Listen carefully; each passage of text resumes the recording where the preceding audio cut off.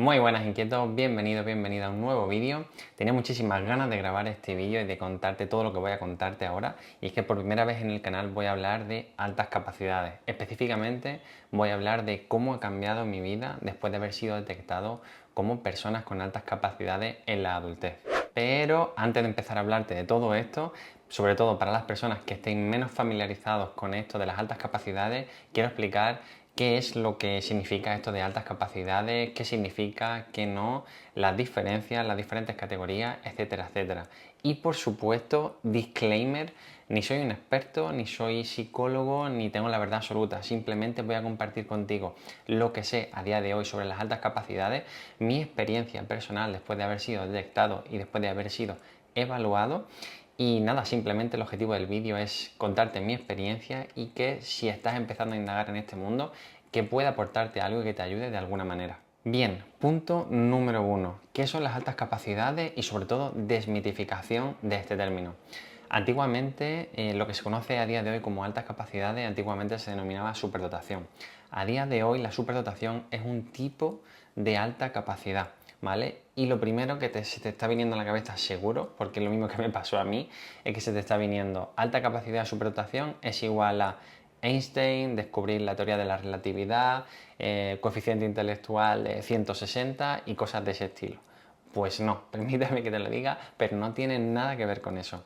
Las personas con altas capacidades simplemente son personas que gestionan la información de forma diferente a las personas normotípicas y cuyas actitudes cognitivas son superiores a la media. Para que entiendas esto un poquito mejor, las personas normotípicas o que no son altas capacidades gestionan la información de la siguiente manera. Tienen una idea, la desarrollan, esto les lleva a otra idea, siguen desarrollando ese pensamiento y esa idea y van correlacionando ideas y pensamientos de forma lineal, ¿vale? Una cosa le lleva a otra, al paso B, luego al paso C y luego al paso D. Sin embargo, en las personas con altas capacidades, el tipo de gestión de la información se les denomina pensamiento arborescente. ¿Qué significa esto? Pues básicamente, imagínate un árbol con todas sus ramas y es que en nuestra cabeza hay un pensamiento, imagínate que es el tronco del árbol y de ese pensamiento empiezan a nacer muchísimos otros pensamientos. Básicamente es lo típico de empiezas pensando en algo y en un segundo has pensado en 30.000 ideas diferentes y si empiezas pensando en una mesa, a lo mejor terminas pensando en un torneo de tenis. No lo sé, me lo estoy inventando. Pero las personas con altas capacidades tienen una habilidad muy peculiar de empezar a generar ideas de forma infinita. Por lo tanto, y recopilando un poquito, las personas con altas capacidades no son aquellas que, y vuelvo a desmitificar, que tienen un cociente intelectual o un coeficiente de inteligencia de 130, 140, 150 o 160. Para denominar a una persona o categorizarla como altas capacidades, que lo vamos a ir viendo a lo largo de este vídeo, no nos centramos solamente en el cociente intelectual, eso es solamente una medida, algo que se puede medir, ¿no? La potencia de tu inteligencia. Pero las personas con altas capacidades no solamente se mira eso, sino también sus actitudes cognitivas, como puede ser inteligencia verbal, espacial, aritmética, creatividad, etcétera, etcétera. Si todas esas actitudes, y lo veremos más adelante, están sobresalientes o están por encima de la media, entonces se te puede considerar como alta capacidad o sobredotación. Bien, ahora que ya sabes qué son las altas capacidades y le pones un nombre, una definición, vas a contarte un poquito y brevemente qué son o las diferentes categorías, mejor dicho, de las altas capacidades. Dentro de las altas capacidades diferenciamos tres tipos de categorías. Tenemos el talento simple, el talento complejo y la sobredotación. ¿En qué se diferencian cada una de estas categorías? Pues muy sencillo. Dentro de una evaluación psicológica para saber si eres alta capacidad o no y tu nivel de inteligencia, se miden lo que son básicamente las 7 actitudes cognitivas. Estas actitudes cognitivas son las siguientes: razonamiento, gestión perceptual, gestión de la memoria, razonamiento verbal, razonamiento matemático, aptitud espacial y creatividad. Para considerarte que eres una alta capacidad, talento simple, al menos debes tener una de estas 7 actitudes cognitivas por encima del percentil 75. ¿Qué quiere decir esto? Pues que básicamente estás por encima del 75% de las personas. En cambio, si tienes al menos 3 o más actitudes cognitivas por encima del percentil 75, eres considerado como alta capacidad, talento complejo. Y si tienes 7 de 7 actitudes cognitivas por encima del percentil 75, entonces eres considerado como superdotado o superdotada. La principal diferencia entre las diferentes categorías de alta capacidad radica en la equivalencia o en el equilibrio entre las diferentes actitudes cognitivas que tienen. En el caso de un talento simple, pues habrá solamente uno de esos talentos que será sobresaliente. Es el típico ejemplo de la persona que es súper buena o hiper buena en algo específico y que es muy enfocada, ¿vale? Y que sin embargo en otras partes de su vida pues no es tan habilidoso o habilidosa. Sin embargo, una persona superdotada es aquella que tiene en equilibrio todas sus actitudes cognitivas y todas están por encima del percentil 75, es decir, son habilidades muy buenas, es bueno o buena en absolutamente todo. Bien, y ahora que sabes qué son las altas capacidades y las diferentes categorías o tipos de altas capacidades que existen, paso a comentarte un poco las diferencias que hay entre las diferentes provincias o comunidades autónomas, mejor dicho. Y es que, aunque es un poco triste de escuchar, pero no hay un consenso a día de hoy, ni en España ni en todo el mundo, de lo que se considera sobredotación, talento complejo y talento simple, y difiere un poquito en cada comunidad autónoma para considerarte una cosa u otra. Y es que se dan casos, esto lo ha comentado la psicóloga que me hizo la evaluación, de que hay niños o adultos que se evalúan en Madrid, por ejemplo, y sacan una puntuación y allí sí se les considera, por ejemplo, superdotados, y se hace una evaluación aquí en Andalucía y no se les considera superdotados o al contrario, ¿vale? Entonces, dependiendo de la comunidad autónoma en la que te encuentres o en el país en el que te encuentres, revísalo porque no se tienen los mismos requisitos para poder identificarte como alta capacidad simple, complejo o superdotado. Si te lo estás preguntando, en mi caso, ahora seguramente lo estarás viendo en pantalla, paso a cogerlo por aquí, que tengo el informe, pues estarás viendo todas mis actitudes cognitivas ahora mismo. Como puedes ver, todas están por encima del percentil 75, excepto una, es decir, la gestión de la memoria. Sigue siendo una actitud que está por encima de la media, estoy en el percentil 66, por lo tanto tengo 6 actitudes de 7 y se me considera o se me encuadra dentro de las altas capacidades talento complejo. Si te lo estás preguntando, efectivamente, solamente me faltarían unos 9 puntos de percentil en la memoria para llegar a percentil 75 y entonces se consideraría, pasaría a categorizarse como sobredotación. Y ahora que sabes todo esto, paso a contestar lo que te iba a contarte al principio del vídeo. ¿Cómo ha afectado todo esto en mi vida a mis 32 años?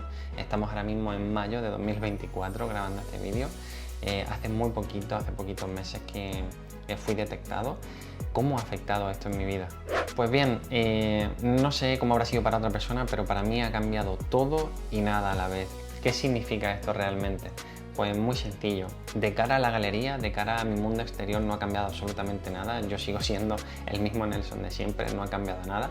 Sin embargo, saber que la ciencia te diga que eres una persona con altas capacidades, en mi caso con un talento complejo, le da muchísimas respuestas a cómo me sentía cuando era pequeño, esas diferencias, cómo veía el mundo, por qué me sentía raro en muchísimas ocasiones.